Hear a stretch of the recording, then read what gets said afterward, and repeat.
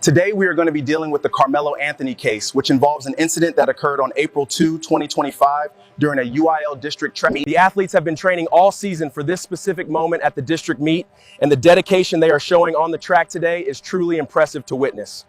The track championship was a complete washout with heavy thunderstorms and downpours everywhere, and since we had no tent, we huddled in a dugout until our coach chased us out. Carmelo then went into the Memorial High School team tent to escape the rain. It was a rather sudden downpour, so he had to find some cover quickly before he ended up getting completely soaked from head to toe. While Carmelo was inside the rival school's tent, an altercation broke out between Carmelo and 17-year-old student athlete Austin Metcalf and his twin brother Hunter. Allegedly Hunter, who demanded he leave. The verbal dispute escalated, resulting in a physical push before Carmelo pulled a knife from his backpack and fatally stabbed Metcalf once in the chest.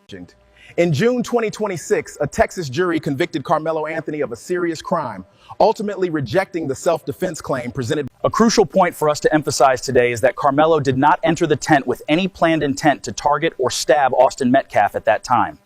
He was only in that specific section because severe weather disrupted the event, and he was actively looking for an immediate place to stay dry after being asked to vacate a baseball dugout. 2. Feeling outnumbered and threatened, the power dynamic. The defense's narrative highlighted that Carmelo reacted out of a split second of fear and chaos during that intense encounter. Ganged up on, Carmelo was seated alone in a rival team's tent when he was approached and heavily confronted by multiple individuals, including Austin Metcalf, the football team's MVP linebacker, and his twin brother. This environment could easily make an individual feel physically threatened, cornered, and outnumbered by larger athletes who clearly possess a significant advantage here.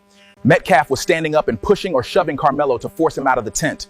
Carmelo immediately maintained to arresting officers that he was merely protecting himself.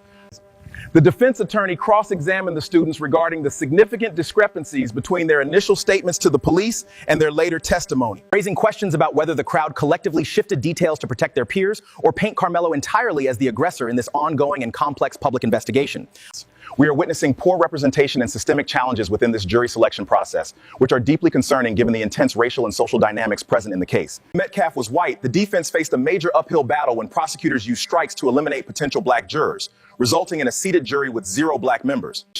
The devastation to both families, losing a child. The Metcalf family tragically lost a son to violence, while Carmelo's parents essentially lost their teenage son to a 35-year prison sentence following the rejection of his self-defense plea.